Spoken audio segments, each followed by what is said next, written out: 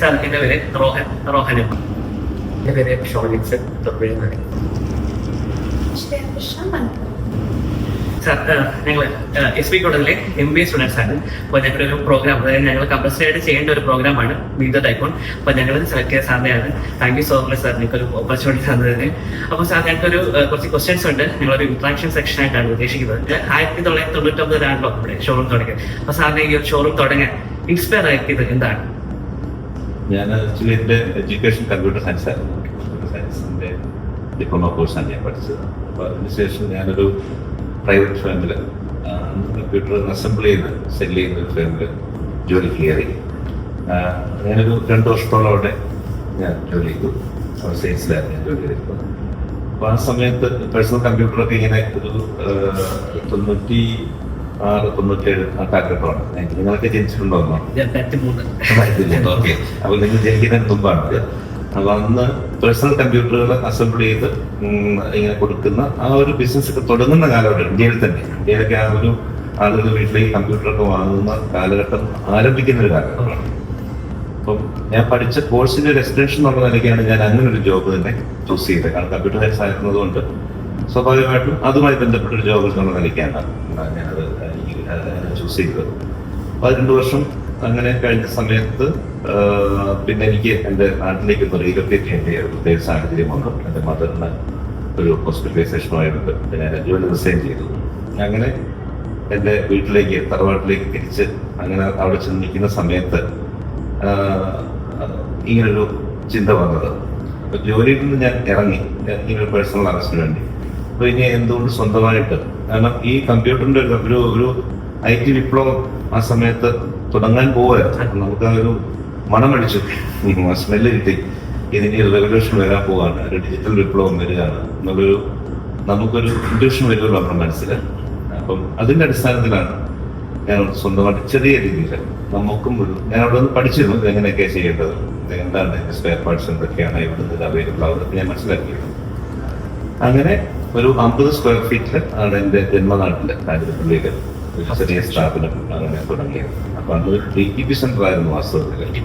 ആ DTP സെന്ററിനെയാണ് നമ്മൾ എടുത്തത്, ടേക്ക് ഓവർ ചെയ്തിട്ട് ഞാൻ സ്ലോലി DTP സെന്റർ കൺവേർട്ട് ചെയ്ത് കമ്പ്യൂട്ടർ സെയിൽസ് ആൻഡ് സർവീസ് എന്നുള്ളതിലേക്ക് കൊണ്ടുവരാൻ. അന്ന് അതിൻ്റെ പേര് ഓസോൺ സിസ്റ്റംസ് എന്നായിരുന്നു പേര്.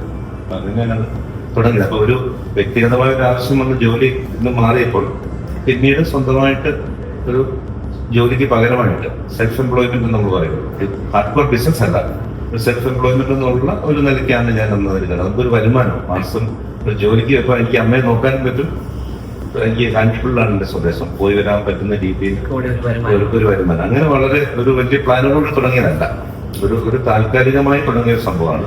പക്ഷെ പിന്നെ അത് സ്ഥിരമായി അങ്ങനെയാണ്. തുടങ്ങിയപ്പോൾ എന്തൊക്കെ ബുദ്ധിമുട്ടുകൾ നേരിട്ടിരുന്നു, പിന്നെ അതിനെ എങ്ങനെ ഓവർകം ചെയ്തു? ഇനിഷ്യലി എല്ലാ ബിസിനസ്സുകാർക്കും ഉണ്ടാകുന്നത് പോലെ ഏറ്റവും ഫസ്റ്റ് നമ്മുടെ ബുദ്ധിമുട്ട് സാമ്പത്തികമായിരുന്നു അല്ലേ. കാരണം ഞാനൊരു മിഡിൽ ക്ലാസ് ഫാമിലി എന്നുള്ള ഒരാളാണ്, എൻ്റെ പേരൻസ് ടീച്ചേഴ്സാണ്. അങ്ങനെ വലിയ സാമ്പത്തികമായ സ്രോതസ്സൊന്നും എനിക്കില്ല. ഒരു സാധാരണക്കാരനായ ഒരാൾ ഒരു ബിസിനസ്സിലേക്ക് കിടക്കുമ്പോൾ ബിസിനസ്സിന് ആദ്യം വേണ്ടത് മൂലധനമാണ് അല്ലേ, ക്യാപിറ്റലാണ് വേണ്ടത്. അപ്പം ഈ ക്യാപിറ്റൽ ആണ് നമ്മളെ സംബന്ധിച്ചുള്ള ആദ്യത്തെ കൺസിഡറേഷൻ ആയിട്ട് വന്നത്. അപ്പോൾ അന്ന് എൻ്റെ ഫാദറിൻ്റെ പെൻഷനിൽ നിന്നും ഒരു 40,000 റുപ്പീസ് ആയിരുന്നു ഓക്സിജൻ്റെ മൂലധനം, ആദ്യത്തെ ക്യാപിറ്റൽ. അങ്ങനെ അത് അദ്ദേഹം തരാനൊരു സന്മനസ് കാണിച്ചു. അപ്പം പക്ഷെ അതുകൊണ്ടൊന്നും ആയില്ല. ഒരു ബിസിനസ് നമ്മൾ ഈ കമ്പ്യൂട്ടർ സെയിൽസ് ആൻഡ് സർവീസിലേക്ക് വന്നപ്പോൾ നമുക്ക് ധാരാളം കമ്പ്യൂട്ടർ പോയി പർച്ചേസ് ചെയ്യണം, ക്രെഡിറ്റ് ക്യാഷ് കൊടുത്താലേ അത് കിട്ടുള്ളൂ. ക്രെഡിറ്റിനൊന്നും നമുക്ക് ആരും പ്രൊഡക്റ്റ് തരില്ലായിരുന്നു. അപ്പം അങ്ങനെ നമ്മൾ ബാങ്കുകളിലെ അപ്രോച്ച് ചെയ്ത് തുടങ്ങി ലോണിന് വേണ്ടിയിട്ട്. ഞാൻ ഏകദേശം ഒരു 7ഓളം ബാങ്കിൽ കയറുന്ന എനിക്ക് അക്കൗണ്ട് എടുക്കാനായിട്ട് സാധിച്ചത്. അപ്പോൾ അതുവരെ ബാങ്കുകൾ എന്നെ റിജക്ട് ചെയ്തു, അക്കൗണ്ട് തരാൻ പറ്റില്ല എന്ന് പറഞ്ഞാൽ. കറണ്ട് അക്കൗണ്ട്, SB അക്കൗണ്ട് അല്ല, അന്ന് കറണ്ട് അക്കൗണ്ട് ഒക്കെ കിട്ടുന്ന വലിയ പാടാണ്. SB അക്കൗണ്ട് നമുക്ക് കിട്ടും, കാരണം പരിചയം ഒരാൾ സൈൻ ചെയ്യണം. ഇന്നങ്ങനെ നമ്മുടെ നിങ്ങളൊക്കെ അടുത്തേക്ക് അക്കൗണ്ട് എടുപ്പിക്കുകയാണ്. അപ്പോൾ അന്ന് കറണ്ട് അക്കൗണ്ട് സ്ഥാപനങ്ങൾക്ക് വേണ്ടി എടുക്കുന്ന അക്കൗണ്ടാണ്, അറിയാം. അപ്പൊ അത് പിന്നീട് അത് ഗ്രാജുവേറ്റ് സാമ്പത്തികമായിരുന്നു ഒന്നാമത്തെ നമ്മുടെ ബുദ്ധിമുട്ട്. പിന്നെ രണ്ട്, നമുക്ക് ബിസിനസ്സിന് ഒരു ABCD അറിയില്ല, ഒരു ബിസിനസ് DNA എനിക്കില്ല, ഒരു ബിസിനസ് അക്യൂമെന്റും എനിക്കില്ല. അങ്ങനത്തെ ഒരാളാണ് ഞാൻ സാധാരണ ഒരു അധ്യാപക തമ്പതിയുള്ള മകനാണ്. ഞാൻ ജോലി ചെയ്യാൻ വേണ്ടി തന്നെ ജോലിക്ക് വേണ്ടി തന്നെ പഠിച്ച ഒരാളാണ്. അങ്ങനെ പെട്ടെന്ന് ഒരു ബന്ധമില്ലാതെ ബിസിനസ് എന്ന് പറയുന്നത് നമ്മൾ തനിയെ 360 നമ്മളാണ് അല്ലേ, അതിന്റെ എല്ലാ ആംഗിളിലും നമ്മളുടെ കണ്ണും കാതുമാണ് എത്തുന്നത്. അപ്പം അതെനിക്ക് പരിചിതമല്ലാത്തൊരു കാര്യമാണ്. അപ്പൊ എന്താണ്, നമ്മളെ തന്നെ നമ്മൾ ട്രാൻസ്ഫോം ചെയ്യണം ആ മൈൻഡ് സെറ്റിലോട്ട്. ഒരു ബിസിനസ് ചെയ്യുന്ന ഇല്ലാത്തവരാണ് ബിസിനസ് ചെയ്യുന്നത്, നമ്മൾ ആ മൈൻഡ് സെറ്റ് അച്ചീവ് ചെയ്യണം. അപ്പൊ അതിനുവേണ്ടിയുള്ള സ്വയം പഠനങ്ങളും ഒരുക്കങ്ങളുമാണ് പിന്നീടുള്ള സ്ട്രഗിൾ. അത് സ്ട്രഗിൾ അല്ല, അത് ഞാൻ വളരെ എൻജോയ് ചെയ്തൊരു കാര്യമാണ്, പുതിയ അറിവുകളാണ്. അപ്പം ഈ പറഞ്ഞ മൂലധനം വർക്കിംഗ് ക്യാപിറ്റൽ. ഇനിഷ്യലി തുടങ്ങി കഴിഞ്ഞ് പിന്നെ ഇത് നമ്മൾ റോൾ ചെയ്ത് പോകണമെങ്കിൽ എന്തുകൊണ്ട് നമുക്ക് വർക്കിംഗ് ക്യാപിറ്റൽ വരണ്ടേ, പ്രൊട്ടക്ട് ചെയ്ത് പോകേണ്ടതില്ല. അപ്പൊ ഇതിനൊന്നും ഒരു വലിയ കൺസ്ട്രെയിൻ ആണ്. പക്ഷേ അത് ഘട്ടഘട്ടമായിട്ട്, അതുകൊണ്ടാണ് നമ്മൾ സ്മോൾ സ്കെയിലിൽ നിന്ന് വളരെ ഗ്രാജുവലി ഡെവലപ്പ് ചെയ്തൊരു സ്ഥാപനമാണ്. വൺ ഡേ മോർണിംഗ് കുറെ അധികം പൈസ വേണ്ടി വന്ന് ഇൻവെസ്റ്റ് ചെയ്ത് തുടങ്ങിയ ഒരു സ്ഥാപനമാണ് ഡോക്സിയുടെ. ഏറ്റവും ലളിതമായി തുടങ്ങി വളരെ ഗ്രാജുവലായിട്ട് സ്ലോ ആൻഡ് സ്റ്റഡി ആയിട്ട് ഡെവലപ്പ് ചെയ്ത് വന്ന ഒരു സ്ഥാപനമാണ്. നമ്മളിപ്പോൾ ഓൺലൈൻ പ്ലാറ്റ്ഫോംസ് കുറേ ഉണ്ടല്ലോ, പ്രത്യേകിച്ച് കോവിഡ് ടൈമിലൊക്കെ ആണെങ്കിലും ഷോപ്പുകൾക്ക് കുറെ ക്ലോസ് കിട്ടുന്നുണ്ടാവുന്നു. മറ്റേ ഇതുപോലെ ബൾക്കായിട്ടുള്ള സാധനങ്ങൾ നമ്മൾ ഓൾറെഡി കടകളിൽ വാങ്ങിച്ചു വെക്കും. അങ്ങനത്തെ ചാലഞ്ച് ഫേസ് ചെയ്തിട്ട് ചാലഞ്ചസ് അങ്ങനെ എങ്ങനെ ഓവർകം ചെയ്തു? രണ്ടും നല്ല ചോദ്യമാണ്. ഒന്ന് കോവിഡിന്റെ എങ്ങനെയാണ്. കോവിഡ് ആക്ച്വലി ഫോർച്ചുനേറ്റ്ലി ഞങ്ങളെ സംബന്ധിച്ച് കോവിഡിന്റെ സമയത്ത് നമ്മൾ ഡീൽ ചെയ്യുന്ന പ്രോഡക്റ്റുകളുടെ ഡിമാൻഡ് വളരെയധികം വർദ്ധിച്ചു. കാരണം നിങ്ങളെല്ലാവരും തന്നെ ഓൺലൈൻ എഡ്യൂക്കേഷൻ, നിങ്ങൾ സ്കൂളിലായിരിക്കും അല്ലേ, ഓൺലൈൻ എഡ്യൂക്കേഷനിലേക്ക് പോകേണ്ടി വന്നു.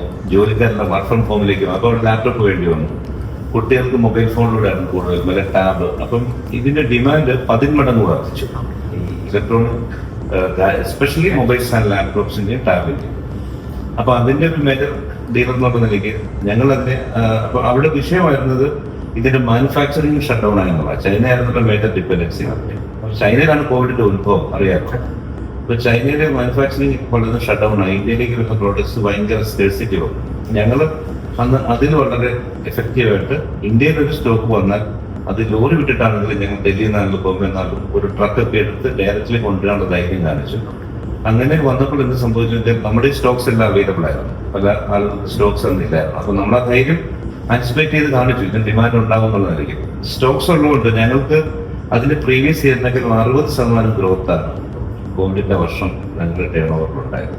മാർക്കറ്റ് ഡിമാൻഡ് ഉണ്ടായതുകൊണ്ട് പിന്നെ ഞങ്ങളുടെ ടീം അവരെ പറയാൻ ഷോപ്പുകൾ തുറക്കാൻ പറ്റില്ല അല്ലേ. അപ്പൊ നമ്മളെന്താണ്, നമ്മൾ ഫോണിൽ കൂടെ ഓർഡേഴ്സ് എടുക്കും, വീടുകളിൽ കൊണ്ട് അന്ന് ഈ കണ്ടെയ്ൻമെന്റ് സോണൊക്കെ ഉണ്ട്, മാസ്ക് ഒക്കെ വെച്ച് ഭയങ്കര എല്ലാ സുരക്ഷാ ക്രമീകരണം ഗ്ലൗസ് ഒക്കെ വീടുകളിൽ കൊണ്ട് ഡെലിവറി ചെയ്യാറ്.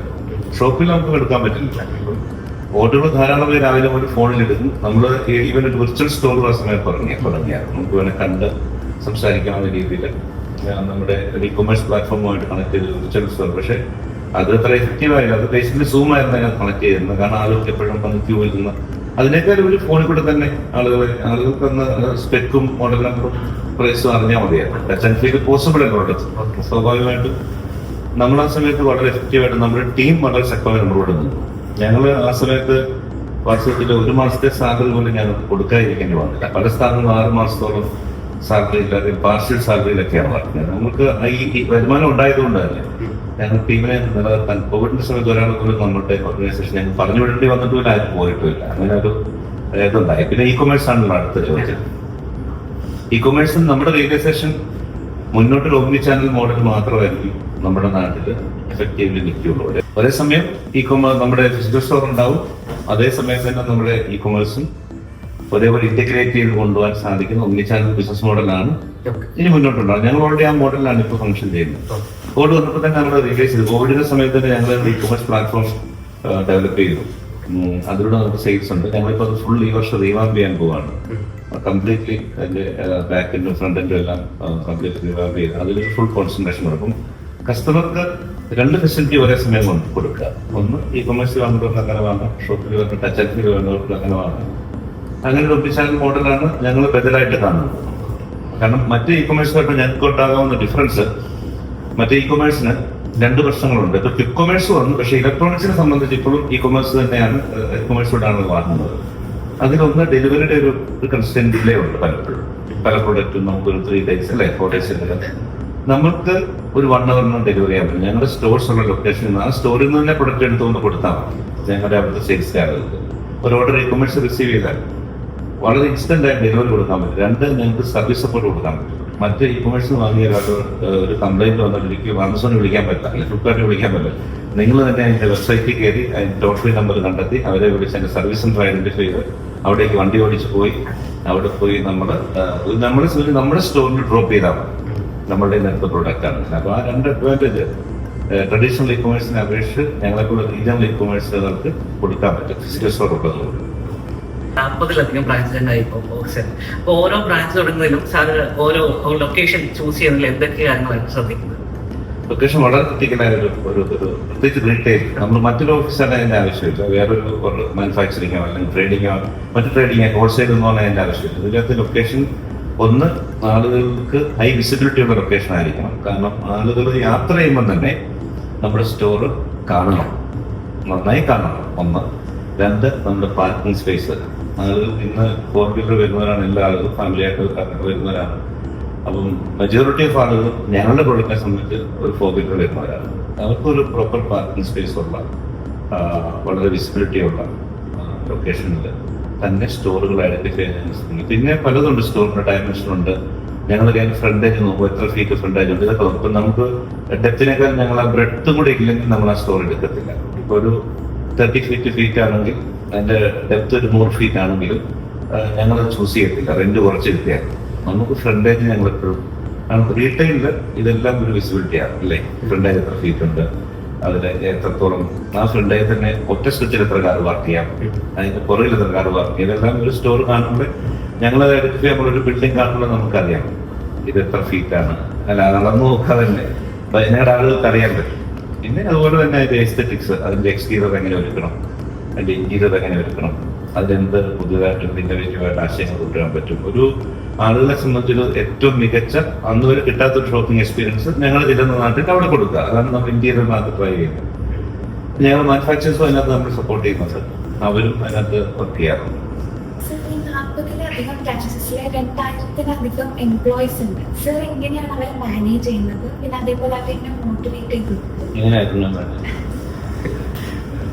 അപ്പം അല്ല, അത് ഞങ്ങളെപ്പോഴും പറയുന്നത് ടീം ഓക്സിജൻ എന്നാണ്. ഇവിടെ ഓക്സിജൻ ഒരു മാനേജ്മെന്റ് എന്ന് പറയുന്ന ഒരു സംഭവം തത്വത്തിൽ മാത്രമേ ഒരു ടീമാണ് ഇവിടെ ഫംഗ്ഷൻ ചെയ്യുന്നത്. ഇവിടുത്തെ ഏറ്റവും ജോലി കുറഞ്ഞാലും ഏറ്റവും ആദ്യം വെട്ടി കുറഞ്ഞാലും ഞാനാണ്. ഈ ഓഫീസിലായത് ഏറ്റവും ആദ്യം അണയുന്ന ലൈറ്റ് ഇവിടുത്തെയാണ്. ഏറ്റവും ലേറ്റ് ആയിട്ട് വന്നാൽ ഞാനാണ് കണ്ടത്. ഏറ്റവും മടിയനായ ഒരാളും ഞാനാണ്.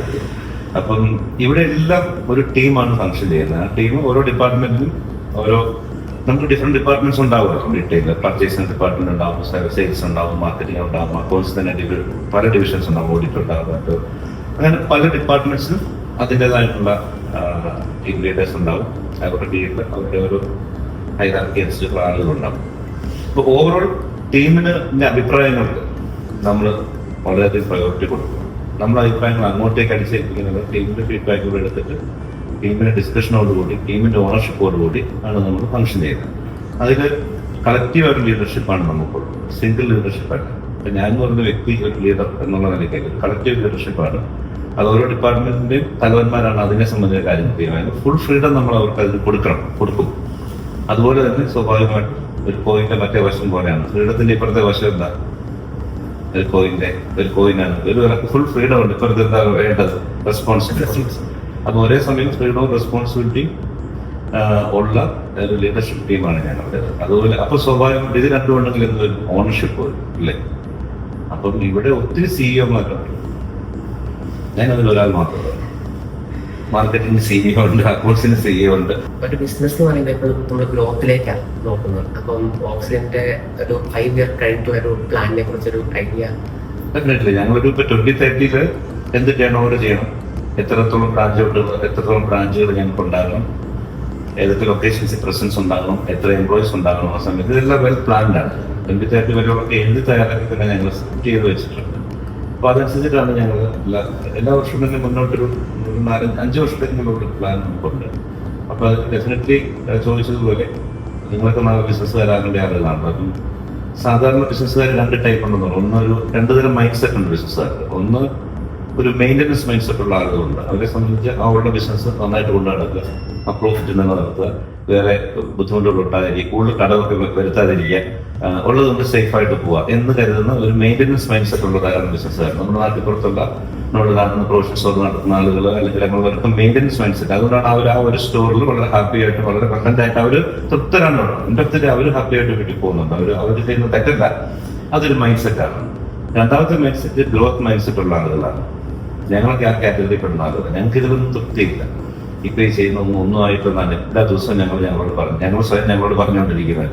ഈ ഗ്രോത്ത് മൈൻഡ് സെറ്റ്, ഇന്നത്തെ കാലത്ത് ഗ്രോത്ത് മൈൻഡ് സെറ്റിന്റെ ഒരു ആവശ്യകത എന്ന് പറഞ്ഞു കഴിഞ്ഞാൽ ഒരു സിംഗിൾ സ്റ്റോർ വെച്ച് നമുക്കൊരു റീറ്റെയിൽ ഇൻഡസ്ട്രി കൊണ്ടുപോകാൻ പറ്റില്ല. കാരണം ഏത് നിമിഷവും നമ്മളെക്കാൾ വലിയൊരു ഡീലർ, വലിയൊരു റീറ്റെയിലർ നമ്മുടെ സെയിം ഓപ്പോസിറ്റ് വരാം. അപ്പൊ നമ്മളും വലുതായിരിക്കണം. അപ്പം പല വലിയ ഓർഗനൈസേഷൻസിലും അവിടുത്തെ നാട്ടിലെ കൊച്ചു കടകളും കൂട്ടിപ്പോകുന്നൊക്കെ പറയുന്നതിന്റെ കാരണം നമ്മളെല്ലാം കൊച്ചു കടയായിട്ട് തുടങ്ങുകയാണ്. പക്ഷെ നമ്മുടെ മൈൻഡ് സെറ്റ് ഗ്രോത്ത് ആയതുകൊണ്ട് നമുക്ക് എപ്പോഴും ഗ്രോത്തിനെ കുറിച്ച് ചിന്തിക്കണം. ഞങ്ങളുടെ അഭിപ്രായത്തിൽ, മറ്റേ തെറ്റാണ് നമ്മൾ പറയുന്നത്, ഞങ്ങളുടെയൊക്കെ അഭിപ്രായത്തിൽ ബിസിനസ്സിൽ നിൽക്കുമ്പോൾ ഒരു ഗ്രോത്ത് മൈൻഡ് സെറ്റ് മസ്റ്റാണ്. ബിസിനസ്സിന്റെ ലാസ്റ്റ് ദിവസം വരെ, നമ്മൾ ജീവിച്ചിരിക്കുന്ന അവസാന ദിവസം വരെ ബിസിനസ്സിലുണ്ടെങ്കിൽ അന്നും എന്താണ് ഗ്രോത്ത് എടുക്കാൻ പറ്റുന്നത് ഈ ബിസിനസ് മെക്കാനിസം ഇല്ലെങ്കിൽ പുതിയ കാലത്ത് പിടിച്ച് ചെയ്യാൻ പറ്റില്ല. ഗ്രോത്താണ് അൾട്ടിമേറ്റ് ബിസിനസിന്റെ എഞ്ചിൻ. ഈ ഗ്രോത്ത് എഞ്ചിൻ ഇല്ലെങ്കിൽ നമ്മൾക്ക് കുറച്ച് കഴിയുമ്പോൾ നമ്മൾ കടപുഴകി വീഴാനുള്ള സാധ്യത വളരെ കൂടുതലാണ്. പുതിയ വലിയ മത്സരങ്ങൾ വന്നിരുന്നു. പണ്ട് ഇത്തരം മത്സരം ഇല്ലായിരുന്നു. പണ്ട് നമ്മുടെ നാട്ടിൽ ഒരു കടയുണ്ട്, ആ കട തന്നെയായിരുന്നു എല്ലാ കാലത്തും, അല്ലേ? ഇന്നങ്ങനെയല്ല വരുന്നു. എത്രയോ പുതിയ സ്ഥാപനങ്ങൾ വരുന്നു, വലിയ നാഷണൽ ചെയിൻസ് വരുന്നു, ഈ ഇന്റർനാഷണൽ ചെയിൻസ് നമ്മുടെ അടുത്തേക്ക് വരും. അപ്പൊ നമ്മൾ സ്ട്രോങ് ആയിട്ട് റെസിസ്റ്റ് ചെയ്യാൻ പറ്റുന്നെങ്കിൽ നമ്മളും അത്രയും പർച്ചേസിംഗ് പവർ ഉള്ള, അത്രയും കസ്റ്റമർ ബേസ് ഉള്ള, അത്രയും സ്ട്രോങ് ആയിട്ട് ബ്രാൻഡ് ബിൽഡ് ചെയ്യപ്പെട്ട ഒരു സ്ഥാപനമായിരിക്കും, അല്ലേ? ഞങ്ങൾ MBA സ്റ്റുഡൻസ് ആണ്. നിങ്ങൾ MBA സ്റ്റുഡൻസിനും പുതിയ ഓൺടർപ്രണേഴ്സിനും സാറിന് അഡ്വൈസ് ആണ്. പിന്നെ അഡ്വൈസ് ചെയ്യാൻ അത്ര വളർന്നിട്ടില്ല. എന്നിരുന്നാൽ തന്നെ ബേസിക് ആയിട്ടുള്ള ഒരു എന്റെ എക്സ്പീരിയൻസ് വെച്ചിട്ട് പറയുമ്പോൾ സാധാരണ നമ്മൾ കാണുന്നത് ബിസിനസ് ഷോർട്ട് കട്ട്സ് ഇല്ല. ബിസിനസ്സിൽ ഇന്ന് പലപ്പോഴും നമ്മൾ സ്റ്റാർട്ടപ്പുകൾ, നിങ്ങളെ സംബന്ധിച്ച് ഏറ്റവും നിങ്ങൾ കാണുന്ന സ്റ്റാർട്ടപ്പുകൾ വന്ന് ഉദയം ചെയ്ത് വലിയ കോടികളെ വാല്യുവേഷൻ എടുത്ത് വലിയ പെട്ടെന്ന് പണക്കാരായി മാറിയ കുറച്ചു പേരുടെ കഥകൾ നമ്മൾ കേൾക്കും. പക്ഷേ ഈ സ്റ്റാർട്ടപ്പ് എന്നുള്ള കോൺസെപ്റ്റിൽ ഇതിലേക്ക് എടുത്തുചാടി ചെയ്യാൻ പറ്റവരെ പോലെ കത്തി അമർന്ന കുറെ ആളുകൾ, ഇവരുടെ കഥ നമ്മൾ കേൾക്കുന്നില്ല. ഈ സ്റ്റാർട്ടപ്പിലേക്ക് ഇൻവെസ്റ്റ് ചെയ്തിട്ട് പൊട്ടിപ്പൊളിഞ്ഞു പോയവരാണ് ഭൂരിപക്ഷവും. ഈ രക്ഷപ്പെട്ടൊരു വളർച്ചെടുക്കുക. അപ്പം അതെന്ന് വെച്ചാൽ നമ്മളൊരു ഷോർട്ട് കട്ടിലൂടെ ബിസിനസ്സിൽ നമ്മളൊരു കോൺസെപ്റ്റ് കൊണ്ടുവരുന്നു, പെട്ടെന്ന് അതിന് വാല്യുവേഷൻ വരും, നമ്മൾ ഹാർഡ് വർക്ക് ചെയ്യേണ്ട, അത് നമ്മൾ പിച്ചിങ്, എപ്പോഴും പിച്ചിങ് ആണ്. പിച്ച് ചെയ്ത് ജീവിതകാലം മുഴുവൻ പിച്ച് ഡെക്കുമായിട്ട് നടക്കുന്ന ആളുകളുണ്ട്. ഞാനതിനെതിരില്ല. അങ്ങനെ തന്നെയാണ് ഒരു സ്ഥാപനത്തെ നമ്മൾ മാർക്കറ്റ് ചെയ്യുന്നത് ഇന്നത്തെ പുതിയ കാലത്ത്. പക്ഷെ എന്നാലും പേഷ്യൻസ് വളരെ ക്രിട്ടിക്കലാണ്, ക്ഷമ. നമുക്ക് പലപ്പോഴും പുതിയ സാഹചര്യത്തിൽ കാണാത്തത് എന്ന് വെച്ചാൽ നമ്മുടെ ഒരു കാര്യത്തിലൂടെ അറിഞ്ഞിട്ടിരിക്കുന്നു, നിങ്ങൾ അതിനോട് ഹാർഡ് വർക്ക് ചെയ്യും. പക്ഷെ റിസൾട്ട് ഇനീഷ്യലി വന്നില്ല, പെട്ടെന്ന് ഡെസ്പ് ആവും. ഞങ്ങളൊക്കെ വർഷങ്ങളോളം റിസൾട്ട് ഇല്ലാതെ വെറുതെ വർക്ക് ചെയ്തിട്ടുള്ള ആളുകളാണ്. ഡോസ് തന്നെയായിരുന്നു ആദ്യത്തെ കുറെ വർഷങ്ങൾ. ഈ ഡോസ് കാണുന്നുണ്ടെങ്കിൽ നമ്മൾ പെട്ടെന്ന് സെറ്റ് ബാക്ക് അടിക്കുന്നു, നമ്മൾ പെട്ടെന്ന് പാനിക്കായിട്ട് അത് ഉപേക്ഷിക്കുന്നു, അടുത്ത ബിസിനസ് ട്രൈ ചെയ്യുന്നു. അങ്ങനെ പോകുമ്പോഴത്തേനുള്ള പ്രശ്നത്തിൽ നമ്മൾ ഒന്നിനും അവസാനം എത്താത്തൊരവസ്ഥയിലേക്ക്. അപ്പോൾ ഒന്ന്, നമ്മുടെ കോൺസെപ്റ്റ് ആ നാടിനോ അല്ലെ ആ കാലത്തിന് ആവശ്യമുള്ളതായിരിക്കും, അല്ലേ? നമ്മുടെ ഐഡിയ ഇന്ന് പ്രസക്തിയുള്ളൊരു ഐഡിയ ആയിരിക്കും നമ്മൾ കൊണ്ടുവരുന്നത്. പണ്ടേ കാലത്തിനെപ്പെട്ടൊരു പുതിയ സംഭവമായിട്ട് പോകുന്നുണ്ട്. അപ്പോൾ കോൺസെപ്റ്റ് ഇന്ന് ആവശ്യമുള്ളതായിരിക്കണം. അതിനൊരു ക്ലാരിറ്റി നമുക്ക് ഉണ്ടാകണം. അത് എക്സിക്യൂട്ട് ചെയ്യണമെങ്കിൽ ഒരു പ്ലാൻ ഉണ്ടാകണം. ആ പ്ലാനിനനുസരിച്ച് ഒരു ടീം ഉണ്ടാകണം. തന്നെ നമുക്ക് ചെയ്യാൻ പറ്റില്ല. ഒരു ലെവലിൽ ഞാൻ തന്നെയാണ് തുടങ്ങിയത്. പക്ഷെ ഓരോ ഘട്ടങ്ങളായിട്ട് നമ്മൾ ടീം വരികയാണല്ലോ. ടീം ഉണ്ടാകണം. ടീമും ഐഡിയയും ഉണ്ടെങ്കിലും കാര്യങ്ങൾ എക്സിക്യൂട്ട് ചെയ്യാൻ പറ്റില്ല ഇന്നത്തെ കാലത്ത്. ടെക്നോളജിയുടെ ബാക്കപ്പ് വേണം. അതായത് സിസ്റ്റംസ് ആൻഡ് പ്രോസസ്സ് സ്ട്രോങ്ലി നമ്മൾ അവിടെ ഇംപ്ലിമെന്റ് ചെയ്യണം. അല്ലെങ്കിൽ സ്കെയിലപ്പ് ചെയ്യാം. നമ്മുടെ ജോലിയിലെ ഒരു സ്റ്റോറും ഒരു സിസ്റ്റം പ്രോസസ്സും ഇല്ലാതെ നമുക്ക് നടത്താം. ഞാനിപ്പോൾ ഈ താഴത്തെ സ്റ്റോർ നടത്തുന്നത് ഒരു സിസ്റ്റം പ്രോസസ് ഉണ്ട്. ബിൽഡിങ്ങിന്റെ ഒരു സോഫ്റ്റ്വെയർ മാത്രമല്ല, വേറെ ഒന്നിനെ കുറിച്ച് ചിന്തിക്കേണ്ട. പക്ഷെ നമ്മൾ സ്കെയിലപ്പ് ചെയ്യണമെങ്കിൽ നമുക്ക് സിസ്റ്റം പ്രോസസ്സിന്റെ അടിത്തറ നിന്നുകൊണ്ട് മാത്രമേ സ്കെയിലപ്പ് ചെയ്യാൻ പറ്റുള്ളൂ. അപ്പം ആ സിസ്റ്റം പ്രോസസ്സ് വേണം. പിന്നെ ഇതിനകത്തൊരു പ്രോപ്പർ മോണിറ്ററിംഗ് സിസ്റ്റം വേണം, അല്ലേ? അപ്പം ഇതിനൊക്കെ വേണ്ടി നമ്മൾ വെയിറ്റ് ചെയ്യാനുള്ളൊരു ബേസിക്കലി ഒരു ക്ഷമ എന്ന് പറയുന്ന വിചാരം വളരെ പ്രത്യേകതാണ്. ഇതൊക്കെ ചെയ്ത് തീർത്താലേ ഇപ്പൊ നമ്മൾ ഒരു ബിസിനസ്സിൽ ഒരു 4 സ്റ്റേജുകൾ എല്ലാവരും കടന്നു പോകുന്നുണ്ട്. നിങ്ങൾ നാളെ ബിസിനസ് വരുന്ന നിങ്ങൾ ആദ്യം ഒരു സ്ട്രഗിളിന്റെ സ്റ്റേജ് ഉണ്ടല്ലേ, രാവിലെ മുതൽ ആദ്യം. അതേ ഫാദർ പേരൻസ് താല്പര്യം ഉണ്ടാകില്ല. അവരെ കൺവിൻസ് ചെയ്ത ഒരു തരത്തിൽ അവരെ കുറച്ച് പൈസയ്ക്ക് വേണ്ടി ചേർക്കുന്നു. ഒട്ടും താല്പര്യം സാധാരണ രീതിയിൽ ഉണ്ടാകില്ല നമ്മുടെ കേരളത്തിലെ പേരൻസ് പൊതു ബിസിനസ് മക്കളാണ്. സ്ട്രഗിൾ അതിന് നമ്മൾ സ്വന്തമായിട്ട് ഓടുന്നു, ബൈക്ക് എടുത്ത് ഓടുന്നു, വെയിൽ ഓടുന്നു, മഴ ഓടുന്നു. സ്ട്രഗിളിന്റെ കാലഘട്ടമുണ്ട്.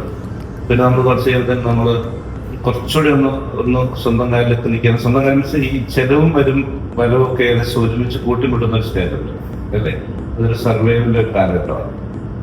ഒരു സർവൈവ് ചെയ്യും നമ്മൾ. അതുവരെ സർവൈവ് ഇല്ല, നഷ്ടത്തിൽ നമ്മൾ ഓടിക്കൊണ്ടിരിക്കുക. സർവൈവ് ചെയ്യും, പിന്നെ നമ്മൾ അടുത്തത് ഒരു സർവൈവ് ചെയ്ത് കഴിഞ്ഞാൽ പിന്നെ അടുത്ത് പ്രോഫിറ്റബിലിറ്റി കാണുന്ന ഒരു കാലഘട്ടമാണ്. അതൊരു ചെറിയ സക്സസിന്റെ കാലഘട്ടമാണ് അല്ലേ. പ്രോഫിറ്റബിലിറ്റി കണ്ടു, അപ്പോൾ അതിന് ടീമൊക്കെ അന്നേരം നമ്മൾ ബിൽഡ് ചെയ്യപ്പെടുന്നത്.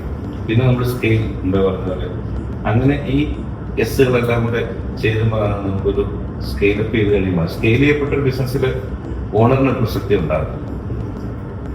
Brand will be much bigger than the person അല്ലെ, ഫൗണ്ടർ. അതാണ് സ്കെയിലായി കഴിഞ്ഞ സ്ഥാപനത്തിന് പ്രസക്തി. അവിടെ ഫൗണ്ടർക്കൊന്നും ഒരു റോളും ഉണ്ടാകും. ബ്രാൻഡ് ഫൗണ്ടറൊക്കെ അത് 10 മടങ്ങ് വലുതായിരുന്നു. അപ്പൊ അതിലേക്ക് എത്തട്ടെ നിങ്ങളുടെ സ്ഥാപനം. അതാണ് സാറ് തിരക്കുണ്ടെന്നറിയാം, പ്രത്യേകിച്ച് ഓണത്തിന് സമയമാണ്. അപ്പൊ ഇത്ര സമയം ഞങ്ങൾക്ക് വേണ്ടി മാറ്റി വെച്ചതിന്റെ പേരിലും പിന്നെ സാറിന്റെ പേഴ്സണൽ ഗ്രോത്തിനും ഓക്സിജന്റെ ബ്രാൻഡിന്റെ ഗ്രോത്തിനും ഞങ്ങളുടെ ഒരു ആശംസ പ്രത്യേകിച്ച്. Thank you. നിങ്ങളോട് വന്നതിൽ ഒത്തിരി സന്തോഷം. നിങ്ങളൊക്കെയുള്ള ചെറുപ്പക്കാരെ കാണുന്നത് നമുക്കൊരു ഇൻസ്പിറേഷനാണ്. പ്രത്യേകിച്ചും നിങ്ങളുടെ മുഖത്തേക്ക് നോക്കുമ്പോൾ നമ്മുടെയൊക്കെ 10-30 വർഷം നമ്മുടെ മുഖമാണ് നമുക്ക് ഓർമ്മ വരുന്നത്. ആ എന്തൂസിയാസവും ആ ഒരു എക്സൈറ്റ്മെന്റും കാര്യങ്ങളൊക്കെ തിരിക്കാനുള്ള ഈ എക്സൈറ്റ്മെന്റ് ആണ് നമ്മളെ മുന്നോട്ട് നയിക്കുന്നത്. പിന്നെ നമുക്ക് മിസ്റ്റേക്സ് ഒക്കെ പറ്റാം അല്ലേ, എല്ലാവരും തെറ്റുകളെ പറ്റി തന്നെയാണ് ഇത് ചെയ്യുന്നത്. അപ്പം ന്യൂറോസിസിനെ കുറിച്ച് നമുക്ക് ചില അറിവില്ലായ്മകളാണ് പലപ്പോഴും നമ്മളെ സക്സസിലേക്ക് നയിക്കുന്നത്. അപ്പൊ ധൈര്യമായിട്ട് നിങ്ങളൊക്കെ ബിസിനസ്സിലേക്ക് ഇറങ്ങണം. കേരളത്തിലെ ബിസിനസ്സിനെ കുറിച്ചുള്ള കോൺസെപ്റ്റ് മുഴുവൻ മാറി. ഇപ്പം പണ്ട് ഒരു ജോലി കിട്ടാത്തവരാണ് ബിസിനസ് തുടങ്ങിയത്. ഇന്ന് അങ്ങനെയല്ല, ഇന്ന് കഴിവും പ്രാപ്തിയുള്ളവരാണ് ബിസിനസ് തുടങ്ങുന്നത് അല്ലേ. ഇതൊക്കെ ധൈര്യം പഴയ ഇമേജ് ഒക്കെ മാറി. ഇപ്പം ബിസിനസ് സ്റ്റാർട്ടപ്പ് ഗവൺമെന്റ് വളരെയധികം പ്രോത്സാഹനം കൊടുക്കുന്നുണ്ട്. സ്റ്റാർട്ടപ്പ് സബ്സിഡി ഉണ്ട്, ഒത്തിരി പ്രോഗ്രാംസ് ഉണ്ട്. അതൊക്കെ മനസ്സിലാക്കണം. വ്യവസായ വകുപ്പിന്റെ ഒക്കെ വെബ്സൈറ്റിലൊക്കെ പോയി നിങ്ങളൊക്കെ പഠിച്ച് അടിപൊളിയായിട്ട് നിങ്ങളെല്ലാം ഡിഫറെന്റ് ആയിട്ടുള്ള നല്ല ഓൺടർപ്രണേഴ്സ് ആയി മാറി. നാളെ ഇപ്പൊ എനിക്ക് അഭിമാനപൂർവ്വം നിങ്ങളെയൊക്കെ ഇന്റർവ്യൂടെ കണ്ടു. അന്ന് എന്നെ ഇന്റർവ്യൂ വന്ന പയ്യനാണ്, അതിന്റെ കുട്ടിയാണെന്നൊക്കെ പറയാൻ ഇടവർക്ക് ദൈവം അനുഗ്രഹിക്കട്ടെ. Thank you. Hi, my name is Amal Tom George and I'm the Deputy Manager for Marketing in Oxygen Group. I've been with Oxygen for the last 1 year and my experience here so far is excellent. And Oxygen has eliminated the corporate drama and politics from its work culture. That was the one thing which made me choose this company when I returned from Dubai. And Oxygen is keeping a very healthy and comfortable work experience for all of its employees. And the one thing I found very interesting and engaging is that Oxygen gives you ownership for the tasks or responsibilities which Oxygen assigns for us, and that inspires us to contribute our maximum to a particular job or responsibility, and that makes Oxygen different among other retailers in the digital sector. That's why I chose Oxygen, and I'm very happy and comfortable in this environment. Thank you. എൻ്റെ പേര് business. ഓക്സിജനിൽ ഞാൻ work ചെയ്യാൻ തുടങ്ങിയിട്ട് 6 കൊല്ലമായിരുന്നു. ഇതുവരെ എനിക്ക് എന്തെങ്കിലും മടക്കോ കാര്യങ്ങളൊന്നും ഉണ്ടായിരുന്നു. ഇവിടുത്തെ വർക്കിംഗ് അറ്റ്മോസ്ഫിയർ ആണെങ്കിലും ഇവിടുത്തെ മാനേജേഴ്സിൻ്റെ ബിഹേവിയറാണ് എല്ലാം കൊണ്ടും ഞാൻ തികച്ചും ഹാപ്പിയാണ്. ഞാൻ വർക്ക് ചെയ്തിരുന്ന പഴയ വർക്ക് ചെയ്യുന്ന ഫീൽഡെന്ന് പറഞ്ഞു കഴിഞ്ഞാൽ ഞാൻ പഠിച്ചതും ഇതുമായിട്ടൊരു ബന്ധമില്ലാത്ത ഫീൽഡ്. ഇതുകൊണ്ടുള്ള താല്പര്യം കൊണ്ടാണ് ഞാൻ ഇപ്പോഴും ഇവിടെ നിൽക്കുന്നത്. തീർത്തും ഞാൻ ഈ വർക്ക് അറ്റ്മോസ്ഫിയറുമായിട്ടും ഇവിടുത്തെ കൊളീഗ്സുമായിട്ടെല്ലാം നല്ല സിങ്കാണ്. നല്ല രീതിയിൽ വർക്ക് ചെയ്തുകൊണ്ടിരിക്കുന്നു. നിലവിൽ ഞാൻ ഹാപ്പിയാണ്. ഇനി ഇതുപോലെ ഫ്രണ്ടിലോട്ട് പോകണമെന്നാണ് ആഗ്രഹം. ഓക്സിജനുമായിട്ട് ഇങ്ങനെ തന്നെ നിൽക്കണമെന്ന് എനിക്ക് താല്പര്യമുണ്ട്.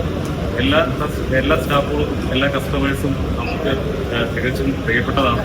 അതുപോലെ തന്നെ നമ്മുടെ ഓണർക്കും പ്രിയപ്പെട്ടതാണ്. അതുകൊണ്ട് തന്നെയാണ് ഞാൻ ഈ കമ്പനികളോടെ 6 വർഷമായിട്ട് നിൽക്കുന്നത്. Thank you.